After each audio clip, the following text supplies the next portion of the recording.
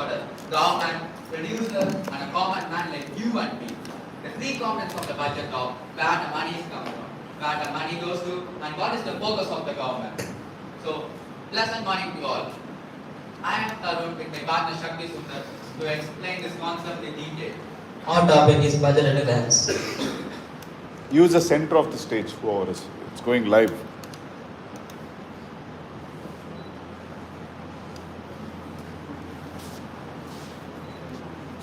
Finance Minister Nirmala Sitharaman said some key priorities of this budget is complement to each other and act as a subsidiary guidance of principle.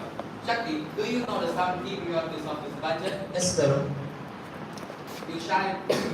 Inclusive development, reaching the last mile, infrastructure investment,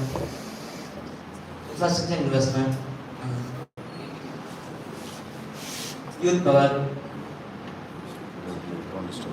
green growth, and financial sectors. These will be explained by your friends in detail. To administer the country and to do development activities, the country needs vitamin. Do you know what is vitamin? That's money. Yeah, you're correct. That's money. Now let's see the major source of income received by the government.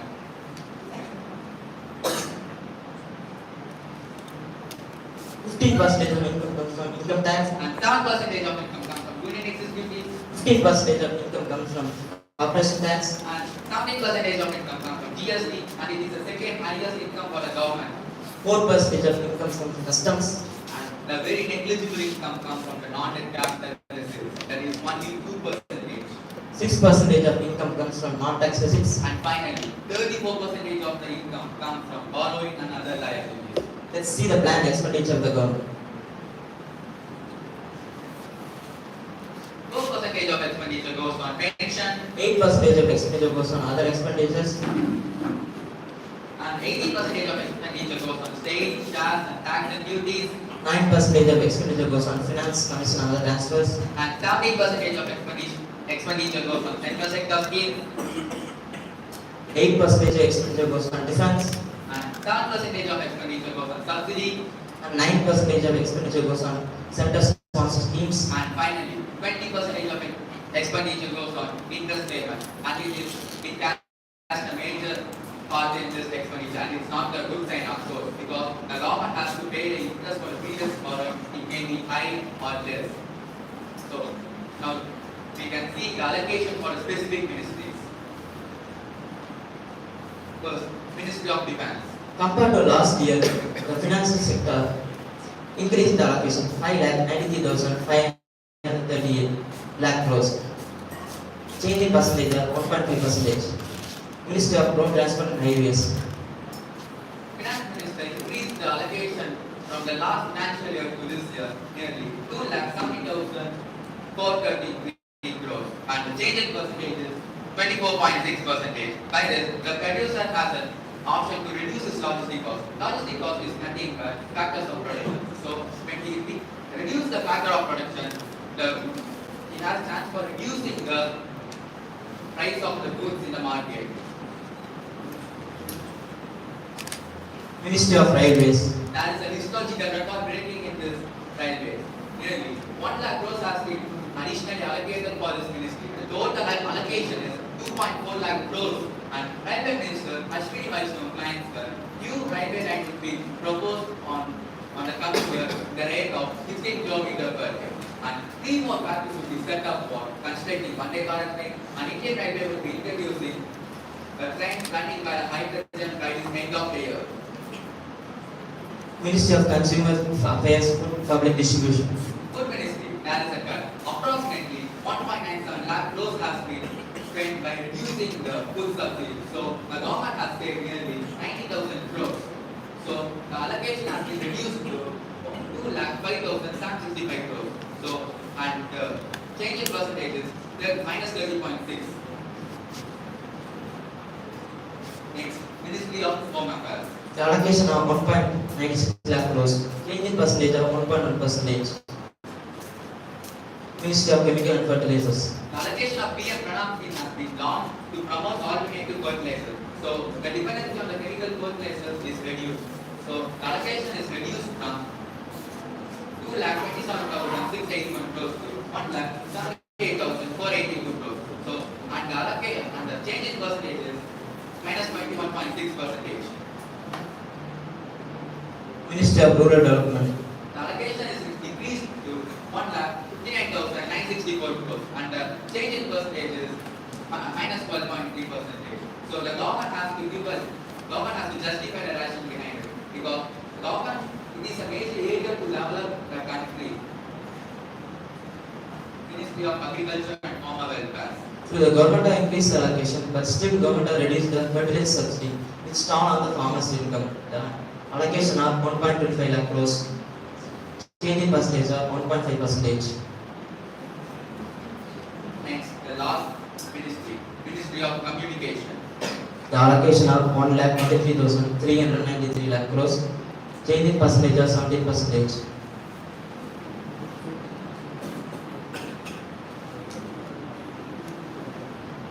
Now let's see the allocation for the specific major schemes. Development of pharmaceutical industries. You all know, pharmaceutical industry are struggling to create the vaccine for vaccine on the pandemic, and they are exporting more and more of vaccines to other countries. So the government has increased allocation nearly 1,250 crores on this industry to develop the industry all over India. Jal Jeevan Mission.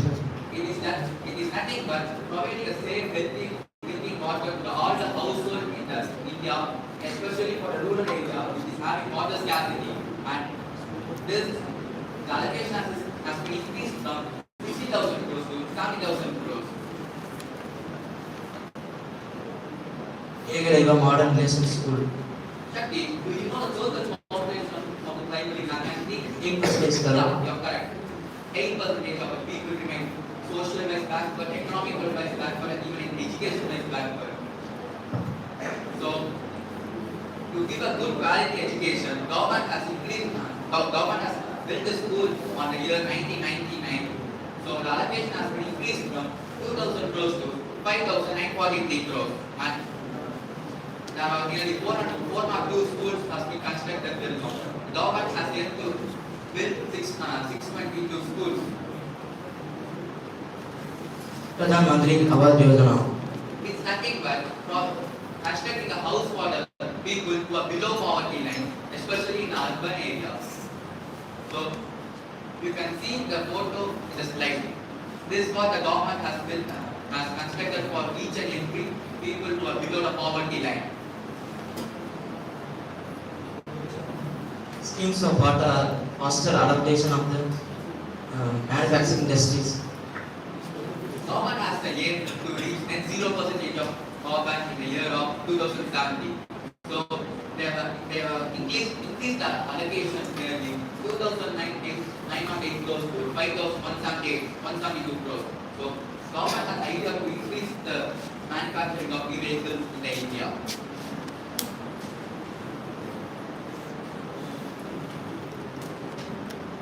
Northeast Special Infrastructure Development. Northeastern states remain backward compared to the rest of the states. So to boost their production, government has initially stopped the infrastructure development projects and that is for investment in the states. And the general elections happen in Nagaland. So and on the pipeline in Tripura and Meghalaya. So it may be one of the political agenda to increase the allocation. Revenue receipts. Shakti, do you think compared to the last year, the revenue receipt collection is increased or decreased? Increase. Yeah, it's increased, and it's good for a government, not for a government man like human being, because the revenue receipt come from the income like tax and non-tax revenue. Tax revenue. Some examples are income tax and GST. Non-tax revenues are fees, penalty, and fines. So this revenue receipt is increased by the common people like us. Capital receipts. It's nothing but selling the government property to the private. Example, Indian Airlines has been sold to the Tata Group. So the current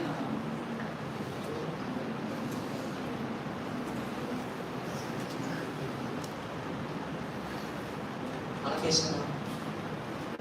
Revenue expenditures. compared to the last financial year, the revenue expenditure has reduced. So it's like a one-sided expenditure for the government, like giving salary for the government staff and so on.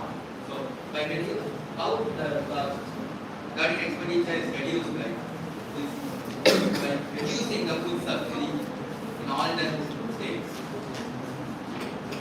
Capital expenditures. It's nothing but with doing infrastructure projects in all over India. Nearly government has allocated nearly 10.7 lakh crores of India. It consists of 2.4 lakh crores of railway and 2.7 lakh crores of roads and so on. So government is focusing on the infrastructure development of the India. So thank you. Thank you.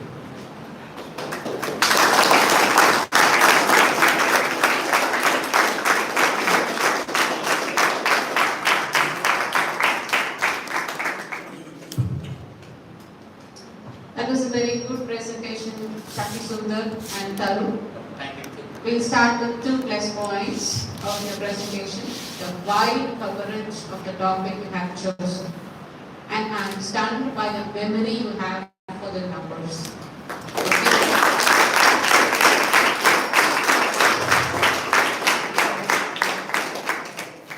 That was wonderful. Every topic you both remembered almost all the statistics. Okay, and there was good coordination between both of you. And let's start with the question. Who's ready first, Shakti or Tarun? You're Tarun, right? Okay. Tarun, what is the reason for the tremendous increase in railways? Government has started constructing Vande Bharat trains. Nearly 75 Vande Bharat trains will be launched in the year coming August. So one Vande Bharat train costs 2 crores for construction. So nearly 75 Vande Bharat trains we need for India. So new railway lines will be constructed within the August month. So the labor cost also will be increased. So allocation has been increased for How would it help the public? Why Vande Bharat? If the trains for the Normal Indian railways, compared to the normal Indian trains, the Vande Bharat train is nearly 180 kilometers per hour. And it's like the public can reach the destination in a short span of time. So, and it costs nearly 125 rupees for short distance. But we can't keep this as a disadvantage because the faster moving trains that also become engineless train. It's nearly low cost. Very good, thank you. And the second question to you is, why is there so much reduction in the allotment for food sector? Because it's like a revenue expenditure for the government. So when the government is increasing the allocation for the revenue expenditure, so it's like a bad for the government. So they started to reduce little by little now. Because nowadays you can see in the ration people are getting more and more than enough for the daily use now. So by reducing it, the government has reduced the allocation for this. Thank you, Tarun. That was very clear. And coming to Shakti. Shakti, your first question is, what was the reason for the increase in budget allocation? You said 1.5% or 1.7%, right? Why did they increase it?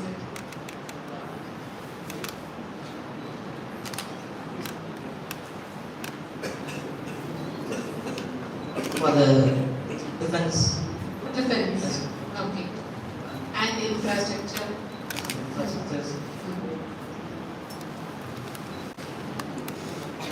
Will it lead to growth or is it just an expense? Okay. And your second question is, you said something about e-vehicles. Why do we need e-vehicles? What will happen to the existing petrol and diesel vehicles? Pollution. Hmm. So, e-vehicles batteries don't pollute the. Okay, very good. And can you name a company that has already come out with more than 3 models in the car segment? Wonderful. Okay, very good, very good. Yes, and I posed a common question to both of you. Anyone can answer. What affects the growth in the northeastern regions And why is there a special mention for that region in the budget? Like, because it is not good compared to the rest of the states now. Because government is focusing only on the government and what states and the states now. So it's like one of the reason, and that general election is going on. That general election is going on the northeastern states. So it may be one of the political agenda I hope. It is. Thank you. Well defended.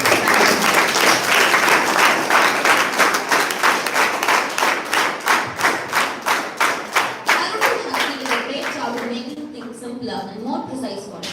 Thank you guys. Agriculture sector contribution to India's GDP is 20% and it gives shelter to 46% of the workforce. So Sriram and Yashwant will debrief us on what is in the budget for the farmers and agricultural industry as a whole. Let's welcome Sriram and Yashwant.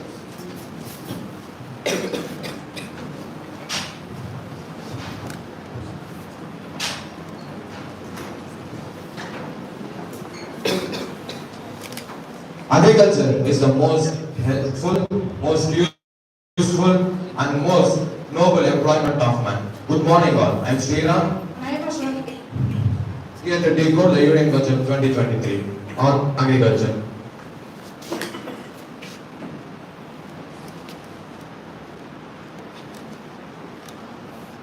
Introduction on agriculture. In India, 54.6% of population engaged in agriculture. Whereas compared to developed nations like UK and USA, only 2 to 6% of the population engaged in agriculture sector.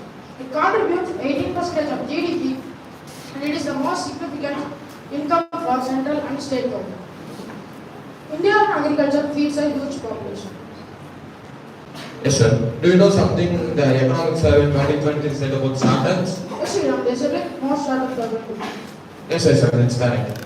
According to Economic Survey of 2023, it has been said that there are more than 1,000 startups assisting farmers in improving their farming techniques.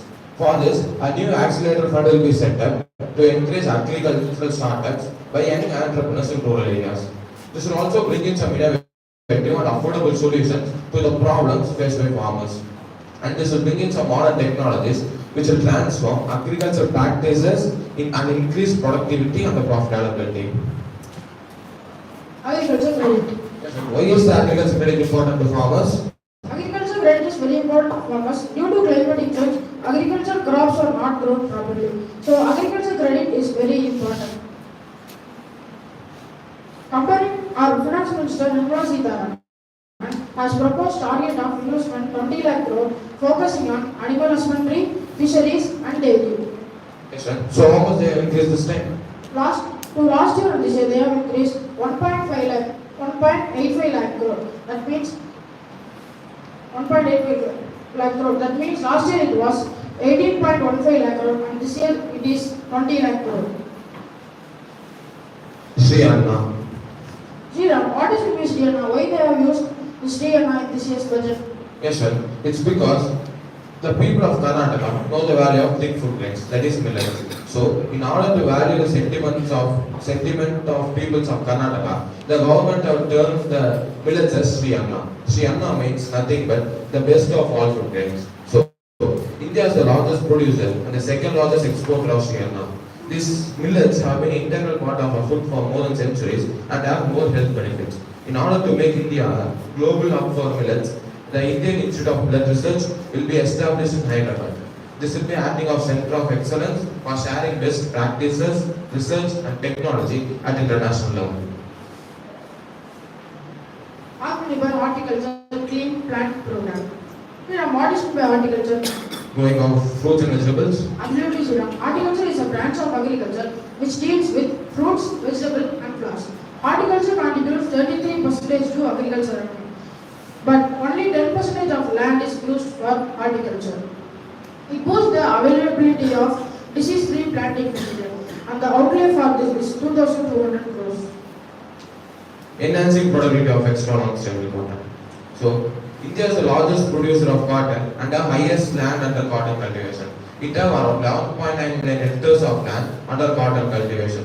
So, in order to make In order to enhance the productivity of extra long stable cotton, the government is adopting a cluster-based approach through private-public partnership. This means that there will be a collaboration between states, industries, and farmers for input supply and market linkage. India is the largest producer of cotton, but why the government has to enhance the productivity of cotton? Yes, sir. It's because the Indian cotton are considered to be medium grade. Because generally, the length of the cotton ranges from around 26 millimeter to 30 millimeter. So, the extra long stable cotton that ranges from around 30 millimeter to 36 millimeter.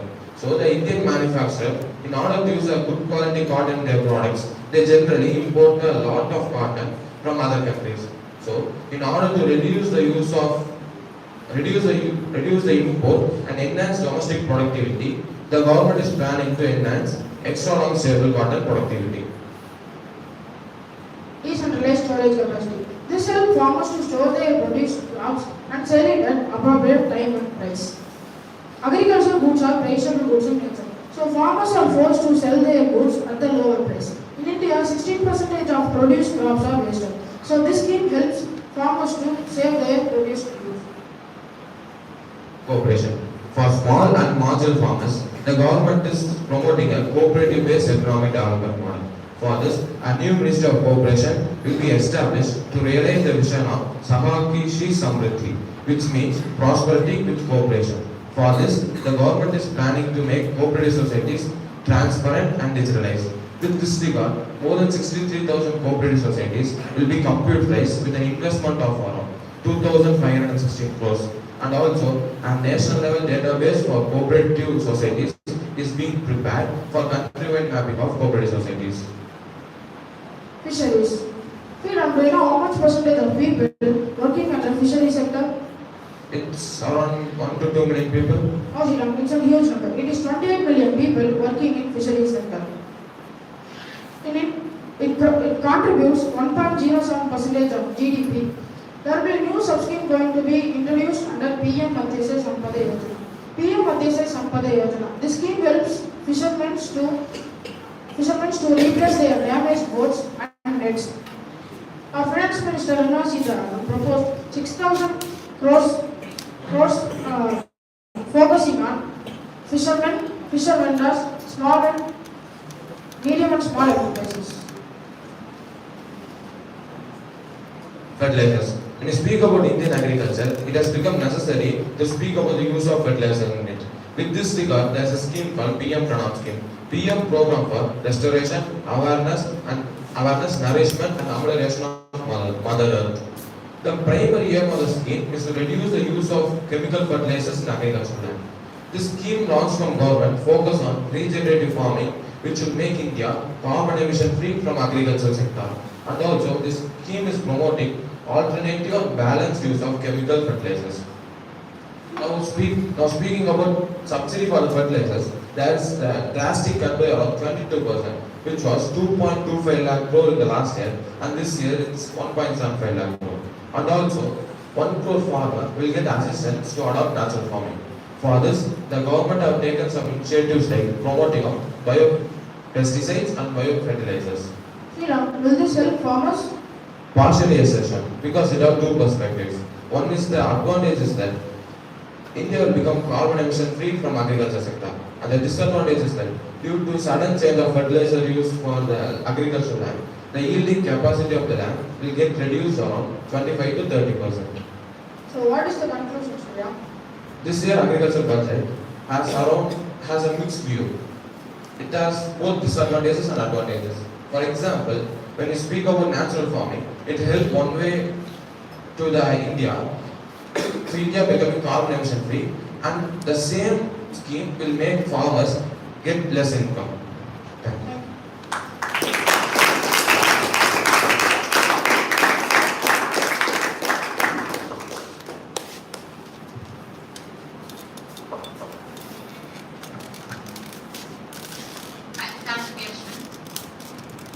You seem to be in a hurry to finish it, right?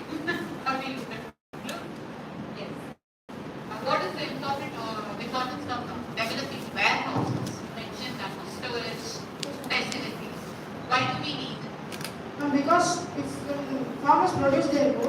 at the proper time only they can sell their goods. They can get if they sell the goods at the proper time, they can get the income what they very. But most of the people don't have the storage area, and due to climate changes, rain comes, all the crops will get destroyed. So this scheme, if they brought up, they will store their crops and sell it. I put it this way. Will it help exports by any means? Okay, yes, no. If they give the crops to the decentralized storage to them, no, they may export it to. Okay. Now coming to Srina, what kind of technologies are developed for agricultural growth? You said there is a big budget allocation for development of technologies for agricultural growth, right? What kind of technologies are you aware of? Recently the drones usage in agriculture. And the second question is, you mentioned something about public-private partnership in the development, right? When the government is privatizing everything from the public, do you think this model will work in public development? When it is given to private one, the Okay, a common question now. More about fertilizers and chemicals, right? Given that there is a war between Russia and Ukraine, what is the impact of that war on the fertilizer and chemical prices in our country, and why is it happening? due to the war, there is a drastic increase in the price of petrol now. So the transportation cost will be increased. So when transporting the fertilizers, so they'll increase the price of transportation. So that drastically for the fertilizers also price will increase. Okay, I'll give you. Both the countries, they hold the maximum supply power of fertilizers and chemicals, and their ports have been sealed for quite a while. So, the logistics, the supply issues that has seriously affected, and that is why it has resulted in fertilizer. Okay, that is it. Good presentation. Thank you.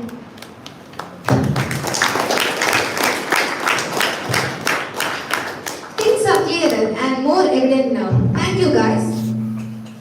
Economists and experts will look for growth and development opportunities in the budget. But a common man, especially middle class, will look for tax cut. It is like looking for mileage in Rolls Royce. Now we invite Neha and Ridula to unfold the tax proposal what everyone is waiting for. Happy morning all. Our finance minister has introduced a new tax regime in which she claims that it's beneficial for the middle class.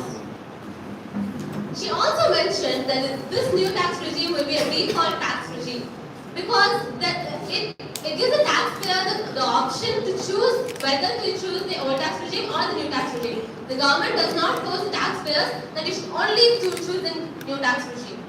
So old tax regime versus new tax regime. Which one is better? Which one to choose? Myself, Mridula and my counterpart Neha are going to unravel the truth behind the new tax regimes. So let's plunge into the concepts. Before moving on to what are the changes that happened in the Union Budget 23, first let us understand what is the meaning of tax, why tax is important, what are the examples of tax, etc. So, what is tax? Tax is nothing but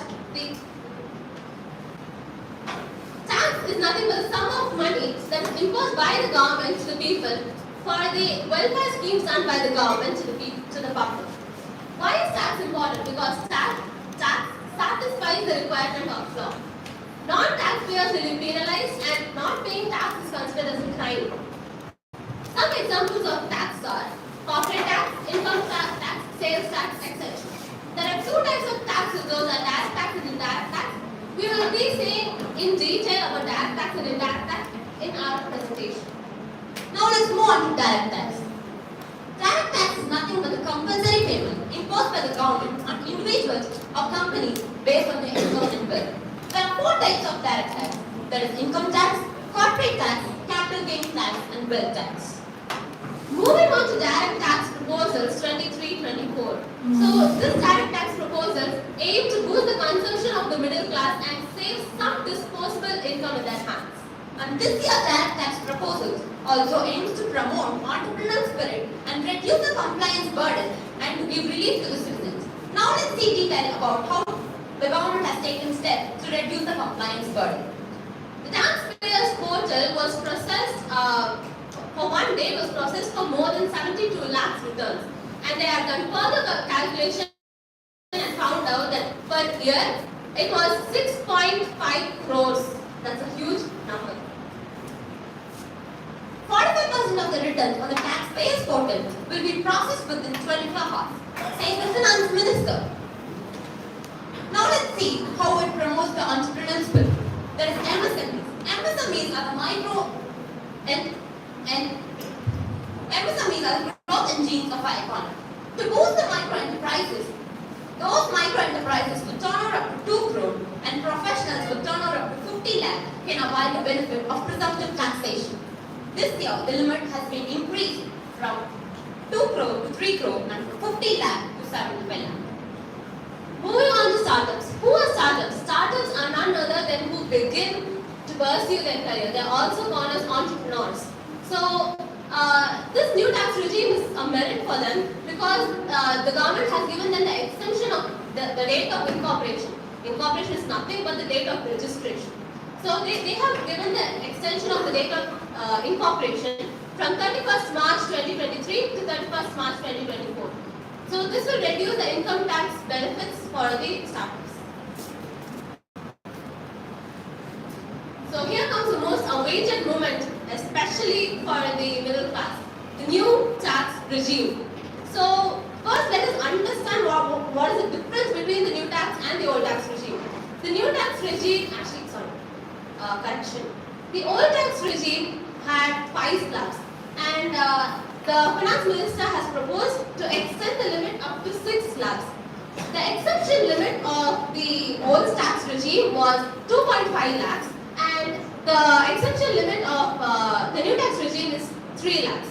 Currently, those of income up to 5 lakhs do not have to pay any income tax at all in the old tax regime as well as the new tax regime. But now, the Finance Minister has proposed to rebate the limit that if your income is up to 7 lakhs, you do not have to pay any tax at all in the new tax regime.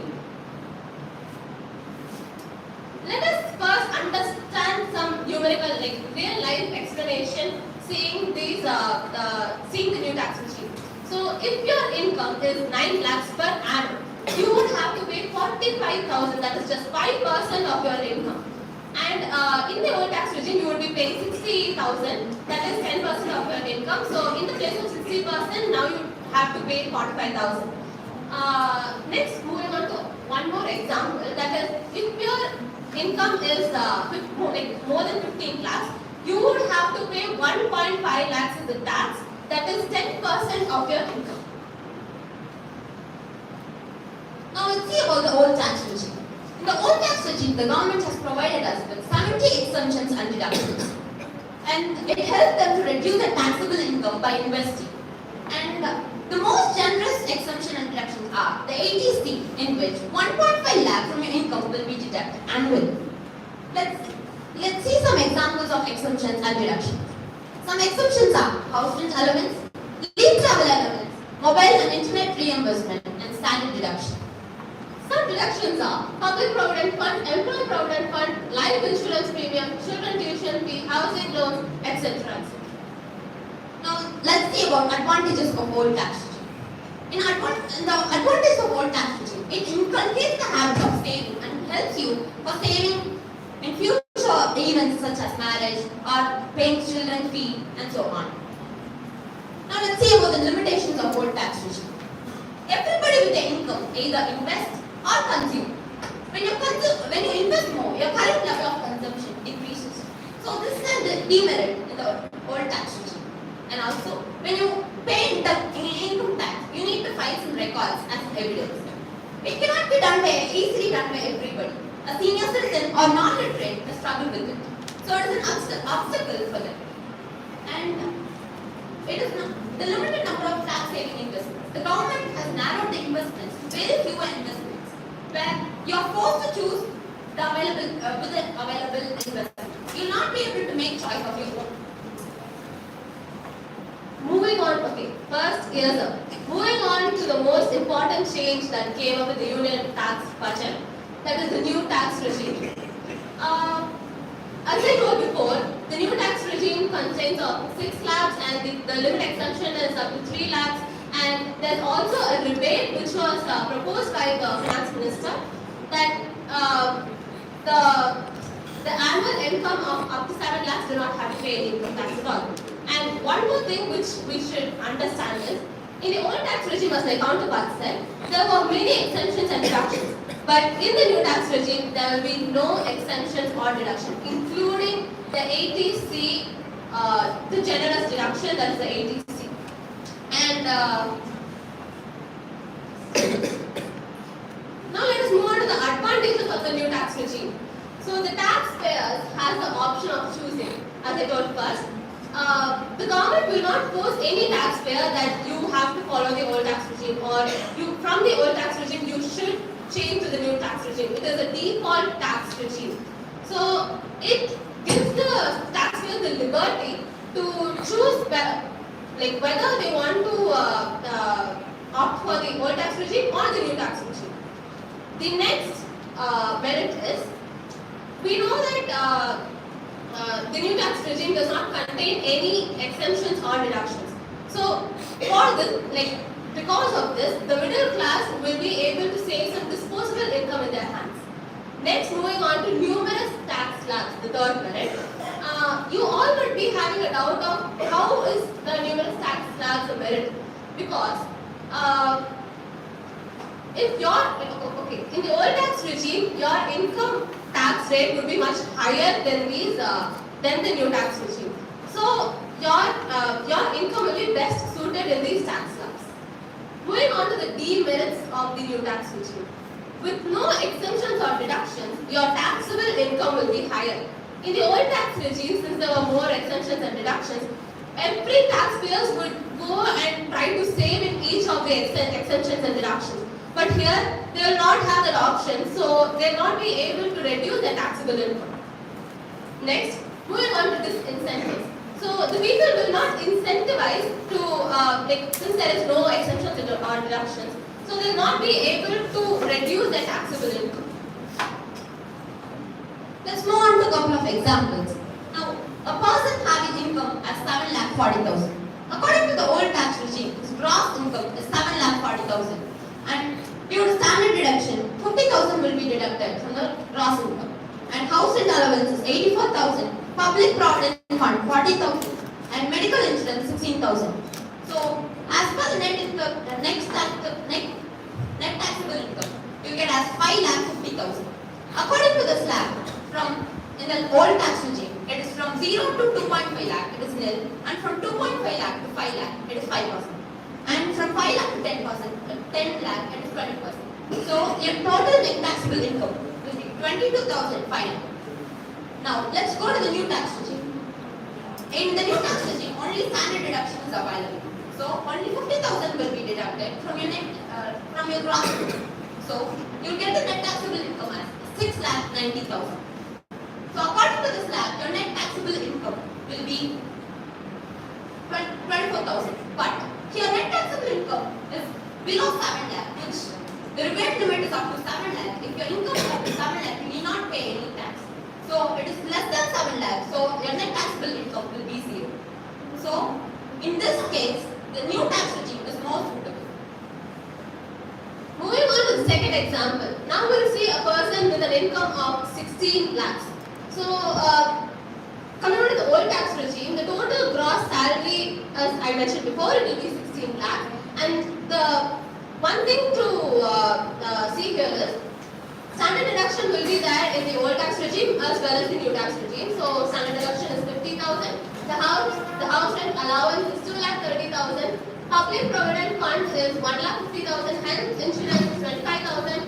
National pension system is 50,000 and health insurance is 25,000. So if we add all these and subtract it with the total gross salary, we will be getting our net taxable income, that is 10,45,000. So if we go back to our old tax regime slab, we would be understanding that so the net taxable income is more than 10 lakh. So they have to pay 5% plus 20% plus 30%, which the total tax will be 1,26,000. Moving on to the new tax regime. So here only the standard deduction will be available, that is 50,000, and the same thing what we did to the old tax regime we'll do here, we'll add all these and we'll deduct it from the 16 lakh. So we'll be getting 15 lakh 50,000, and in the new tax regime slab, above 15 lakh we have to pay 30%. So we have to add everything from first, like 5% plus 10% plus 15% plus 20% plus 30%, which we will be getting the total taxes 1,65,000. Here we can see that as my counterpart Neha, she actually explained the income with a lesser income, and here it is a more like she explained an income with 7,40,000 and I am explaining on 16 lakhs. So here we can see that the old tax regime is best suited. So which one is better? Do you think it's the old tax regime or the new tax regime? Well, I hope the old tax regime is much more better, because we know that the old tax regime as well as the new tax regime have more of merits and demerits. But the old tax regime has more of exemptions and reductions. So, the taxpayers intend to save more and reduce their taxable income. But I also think that it is beneficial for the new tax regime is beneficial for those who have just begun their career. And I also think that it is people's choice to choose between the old tax regime and the new tax regime according to their income. Yes, ma'am, I absolutely agree. It is the taxpayer's responsibility. Correction. It is the taxpayer's choice to choose which they want. To choose whether they want to opt for new tax regime or the old tax regime according to their situation. Now let's move on to indirect tax. Indirect tax is nothing but the GST. It is also called as regressive tax because it is applicable to everybody at the same rate. It neither considering whether poor or rich. And GST is nothing but the compulsory tax imposed by the government on consumption and sale of goods. Let's move on to what indirect tax proposals aim to. It promotes the higher exports and it boosts the domestic manufacturing and enhances the value addition, and also it increases and encourages green mobility and green energy and mobility. So now let us see the changes to custom duties on import of lithium-ion battery cells.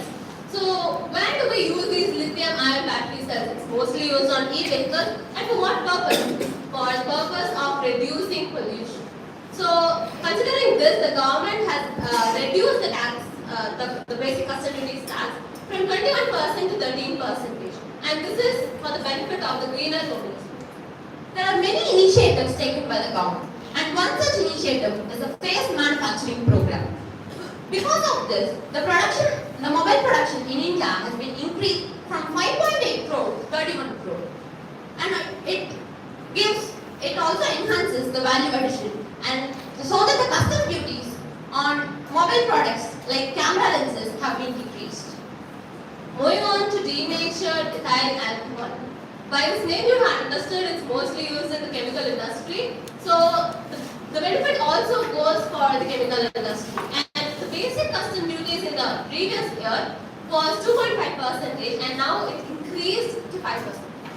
The marine exports have been recorded the highest growth in the last financial year. To further improve the marine competitiveness and promote the farmers of the coastal area, the custom duties, especially on the shrimp feed, has been decreased. And the lab-grown diamonds. India is a global leader in cutting and polishing of lab-grown diamonds, and it contributes about 3/4 of the global turnover. As diamond is a natural resource, government is going on to the alternative, that is lab-grown diamonds, and the custom duties on lab-grown diamonds has been reduced. Lab-grown diamond thieves has been reduced. Cigarettes. We all know smoking causes cancer, smoking kills. So, having this in mind, the government has considered to further increase the basic custom duties up to 16%. The compounded rubber custom duties has been increased from 10% to 25%. You may all wonder why the compounded rubber's custom duty has been increased. Because India's going towards a self-reliant country where it does not depend on any other foreign countries. So to further enhance the protection, the custom duty has been increased on increase. So exports get reduced. Thank you.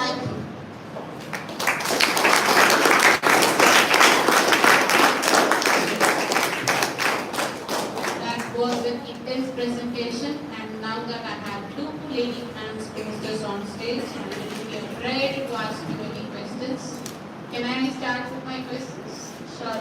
Or will I be higher? Okay. Let's start with Mridula. Right? Like, how do you rate the success of startups in India? Actually, startup is a vital, has a vital role for our country's, economic development. So, bringing more startups will make our country more developed. How is the environment for startups in India? It is developing. We can't say it's totally developed, but it is developing. The government has made some measures for startups this year in tax. It's developing.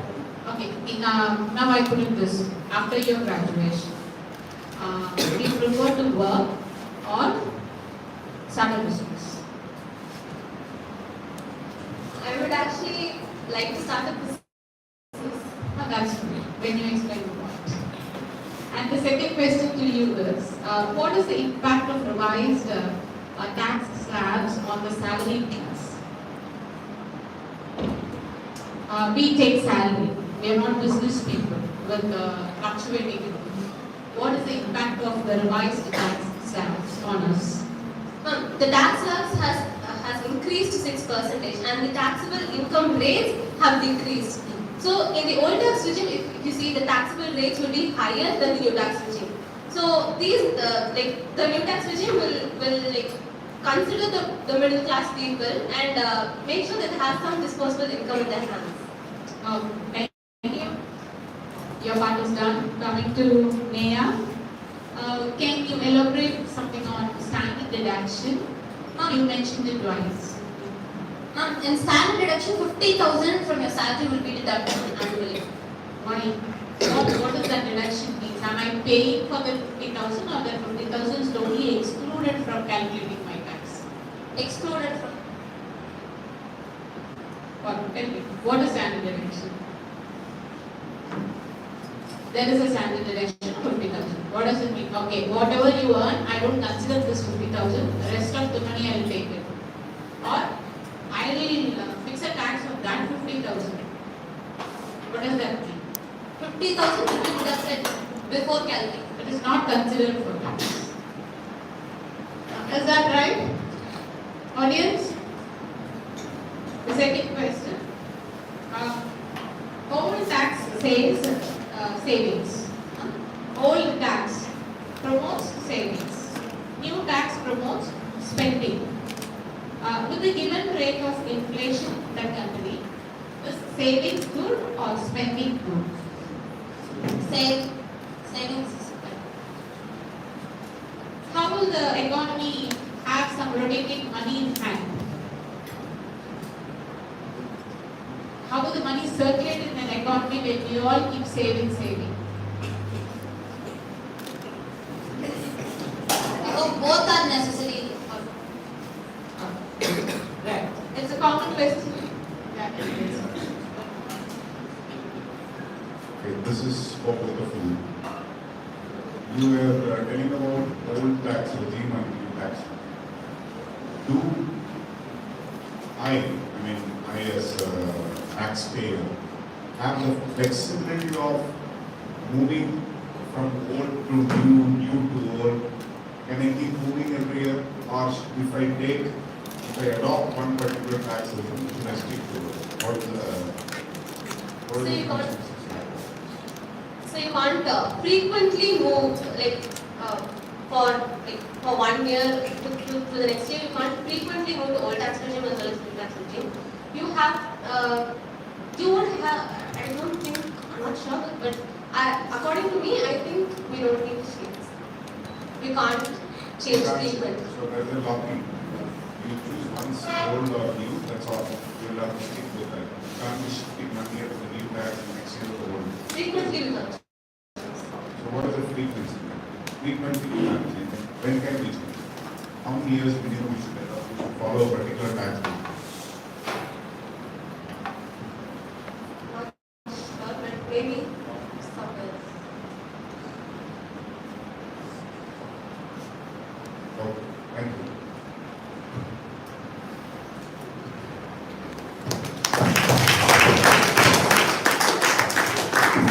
Hope that you have given some clarity to all those who were curious about the income tax situation. Thank you, girls. We have another set of students to present on one of the key aspects of the budget. Investment in infrastructure is a long-term requirement for growth and a long-term factor that will make growth sustainable. So I hereby call Sanjay Namalselvan and Vasantha Rupan to do the talking on how is infrastructure emphasized in the budget 2023 to 2024.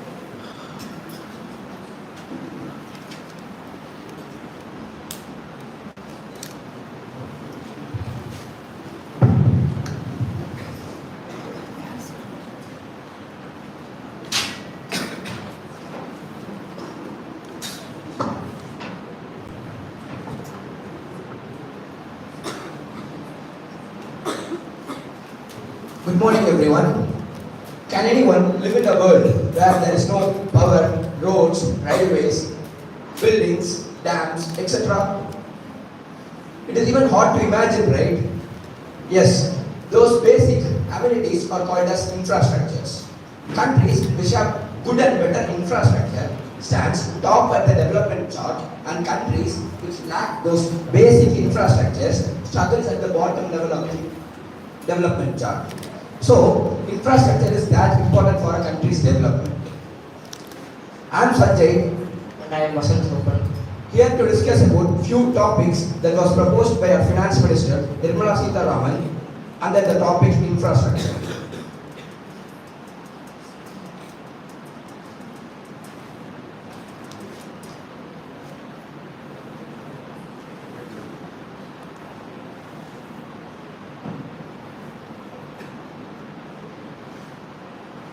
Investments have powerful multiplier effect.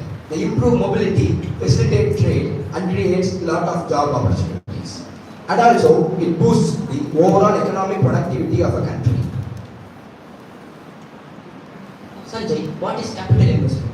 Vasant, investments made on fixed assets or investments made for creation or purchase of fixed assets is called as capital investment. As per the budget, the capital investment outlay is being raised steeply for the third year in a row to 33% since COVID-19 to 10 lakh crores. This is around 3.3% of the GDP. This is thrice the budget outlay made in the fiscal year 2020 and twice the budget outlay made in the previous fiscal year. This is not just crowded public investments, but also it enhances the growth potential of a country. And this creates many direct and indirect jobs too. Other than direct capital investments, there are also provisions made for creation of capital assets through granting aids to states. Creation of capital assets through granting aids to states is given by the central government to state government for creation of fixed or creation of infrastructure for states and help them develop. And this is being complemented with the 50 years interest-free loans to state governments to 1 more year to spur investments in infrastructure. This helps states for creating better infrastructure and make them develop. This was budgeted at an outlay of 1.3 lakh crores. What is smart? Smart cities and urban development, retrofitting program for the government of pushing to develop smart cities across the country. The Union Ministry of Urban Development is the responsible for implementing the mission in collaboration with the state government of India. The new initiative will develop Tier 2 and Tier sustainable city of tomorrow. A massive allocation of 10,000 crore have been transferred to multiple cities of India for improving their quality of life and providing infrastructure, mobility, and urban sustainability. As a result, such cities will be able to enhance their real estate potential level for long run. Railways. The budget outlay made for railways is 2.4 lakh crores. This is the highest budget outlay ever made for railways. And 75 new Vande Bharat trains to be manufactured and distributed within August 2023. This Vande Bharat series of trains connects 108 districts and 17 states. And railway still remains one of the largest job providers in the Indian economy. Infrastructure Finance Secretariat. To improve opportunities for private investments, Infrastructure Finance Secretariat is being established.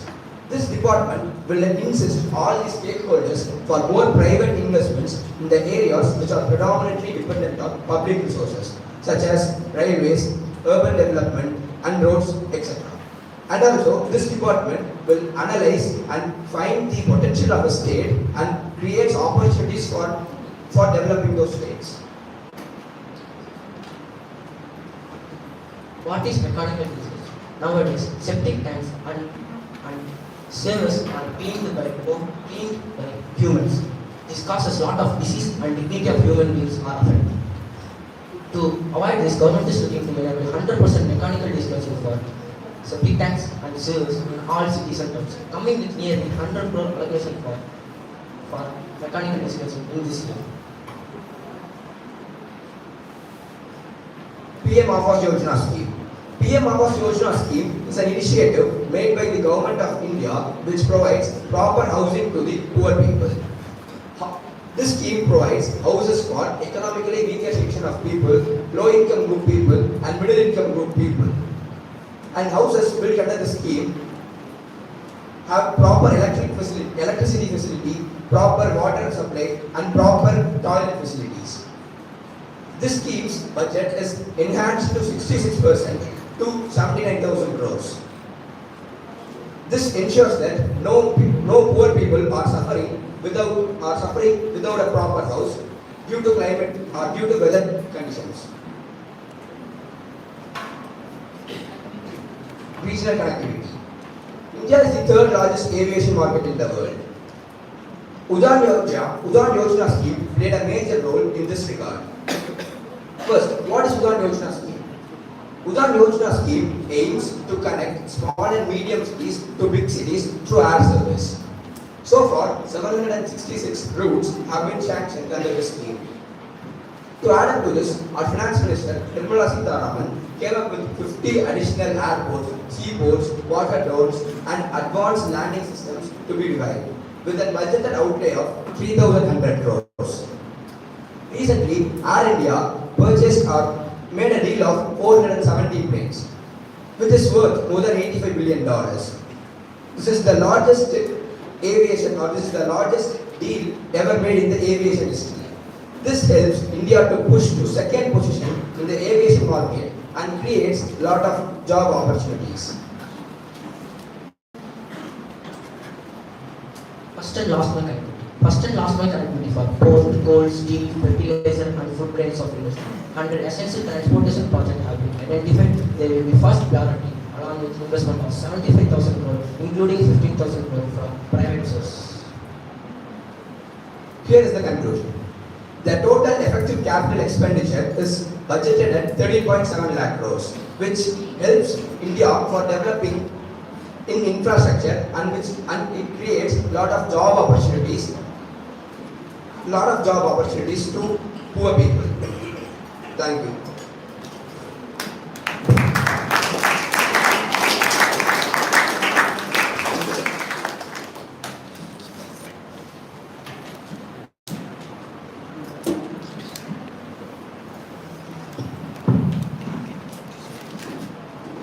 Sanjay, you did tell how the country stands in the ranking in the world economic development based on the infrastructure allocation. What would be an ideal percentage of the GDP should be spent on infrastructure? Can you tell me some of the countries which have spent the higher percentage on infrastructure, and do you have any proof that the infrastructure spending has been coupled with economic development? Sir, an ideal percentage of GDP should be spent on infrastructure is around 6 to 7%. Do you have any examples of countries which have spent like this or more than this?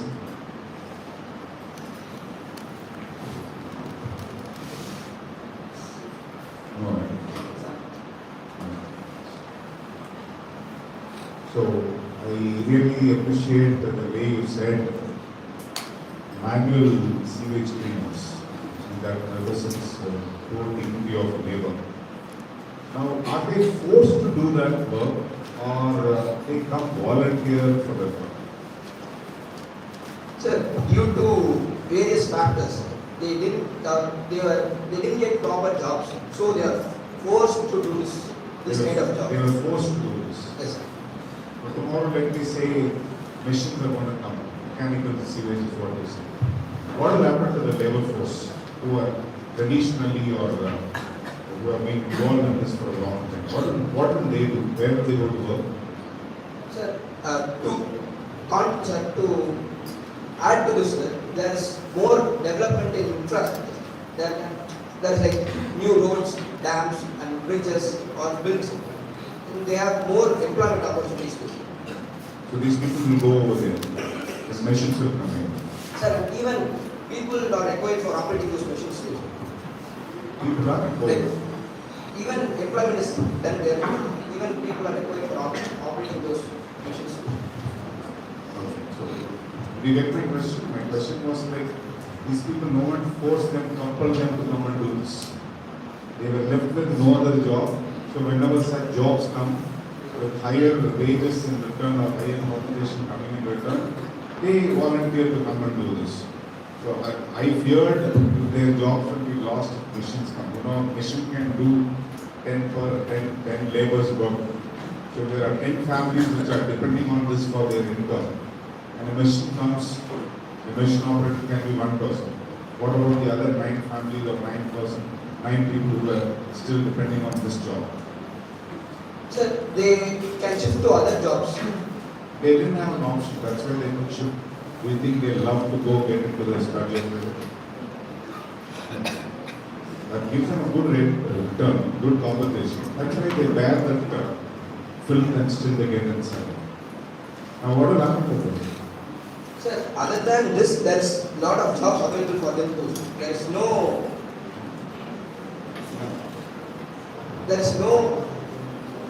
situation that there is only this job and they have to do only this. So still there is jobs available for them. So now blocking that job, making that illegal, you are forcing these laborers to look for some other job, correct? Sir, there is few points for them to forcing to look for another job because it causes a lot of diseases. The ones who clean those things, and even they are not treated properly by the society. So if they shift to some other jobs, they may get some respect in the society. Yeah, I fully agree with you. I'm just asking the core point. How are we going to stop these people from coming? You're saying a lot of jobs are there. Still a lot of jobs are there. There are better jobs. You can go to a hotel and act as a manager.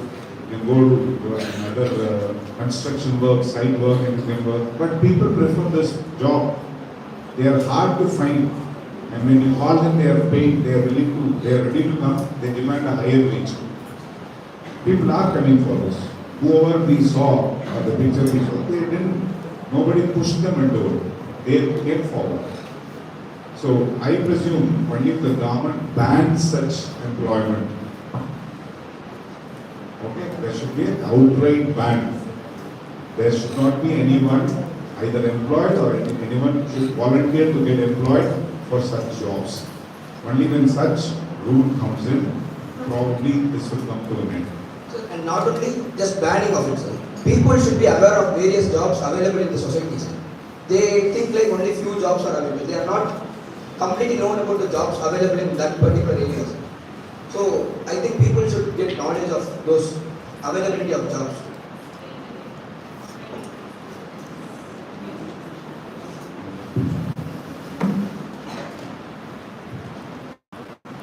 Oh,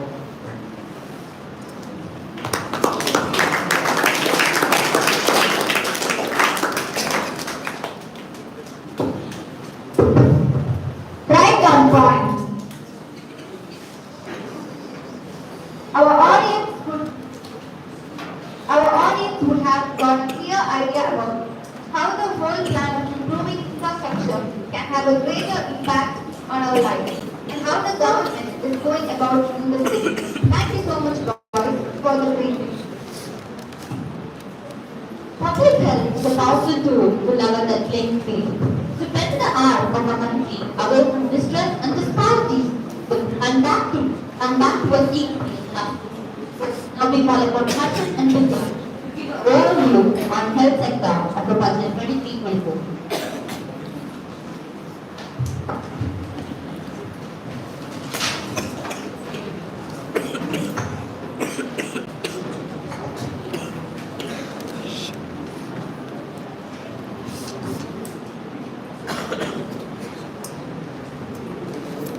Good morning to all. Health is like money. We never have a true idea of the value until we lose it. I'm Harshit. And I'm Vidya. Health is a very important source of human capital formation. A healthy person contributes more to the productivity, growth and development of an economy than a unhealthy person. India is a welfare-oriented country, so developing the health sector, government has a main responsibility.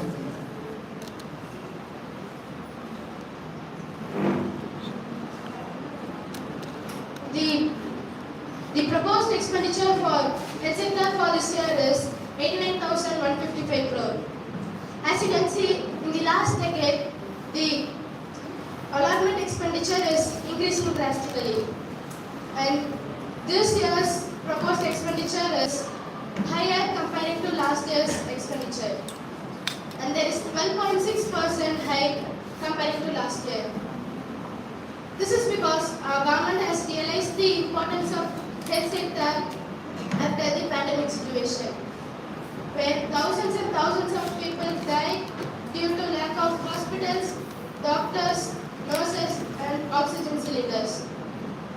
And even our pharmaceutical industry find it hard to come up with new vaccines. Nursing colleges. 157 nursing colleges is going to be established this year. The nursing college will be established in co-locations of medical colleges which is already existed in India. This improves the workment for women and the employment for women.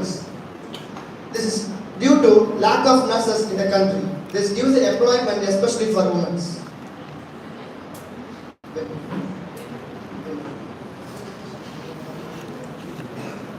Medical research.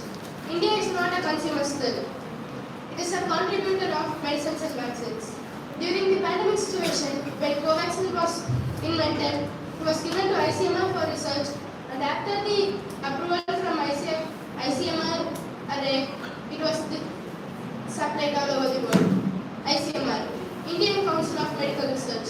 It was first established on November 15, 1911 in the name Indian Research Fund Association, and it was renamed as ICMR in the year 1949. Totally there are 26 branches, and the main branch is in Delhi. And ICMR CEO is Dr. Rajagopal. Its main objective is to generate, manage and disseminate new knowledge. Facilities provided in ICMR labs will be made available for doing more new innovations and researches for public and private college medical faculties and private sector research and development teams. sickle cell anemia. Sickle cell anemia is caused by the change in the gene. They have established a new scheme for eliminating sickle cell anemia by 2047. The government is trying something to implement some medicines or some treatment for sickle cell anemia. Still now there is no treatment for sickle cell anemia in India.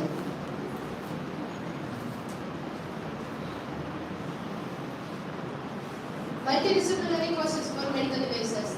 Multidisciplinary courses means it is a team taught course in which students are asked to understand a single course by professionals from different fields. And multidisciplinary courses for medical devices will be made available in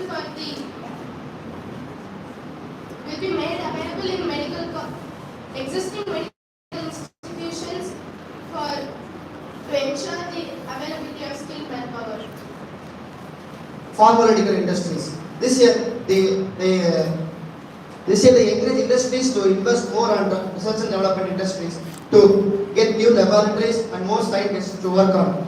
They have promoted some innovations to pharmaceutical industries. The pharmaceutical industries has allowed private colleges and public colleges and faculty members and research development members to access the laboratories.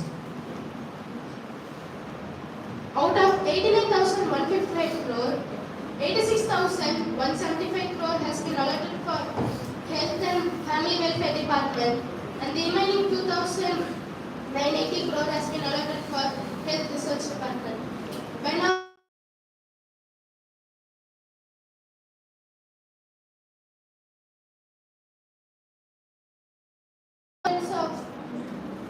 health sector during and after the pandemic situation. Thank you. Thank you.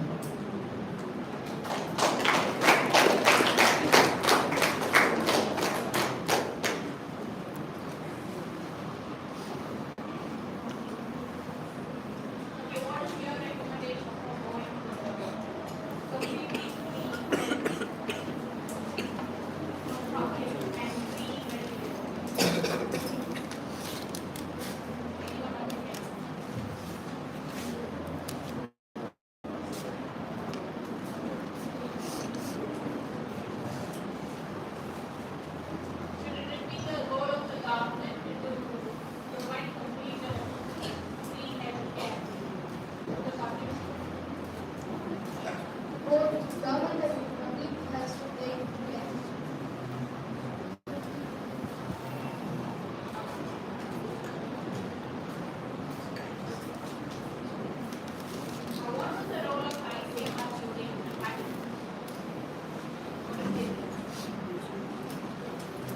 When covaxin was invented, it was sent to ICMR for research whether that it was safe for people to be vaccinated with covaxin. Then when ICMR approved that it is safe, they distributed it. How would you call the word public quality life? What are the things a citizen must own or have to say that he's got a good quality life? He must have a good health, good health conditions, his body, and it should not be any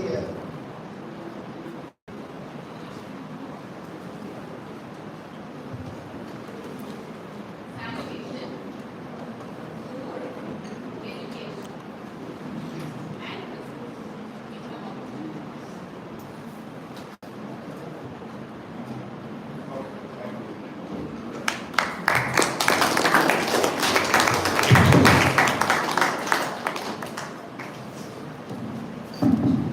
Thank you for the lovely presentation. Harshan and Vindhya gave us all the quality on which route India is for the upcoming year. A cup of milk makes everything better. Let's wind up for a while and come back soon. Okay, take 10 minutes break from my wife.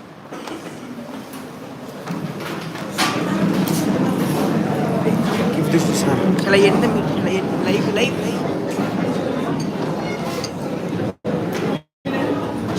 Still he has not ended.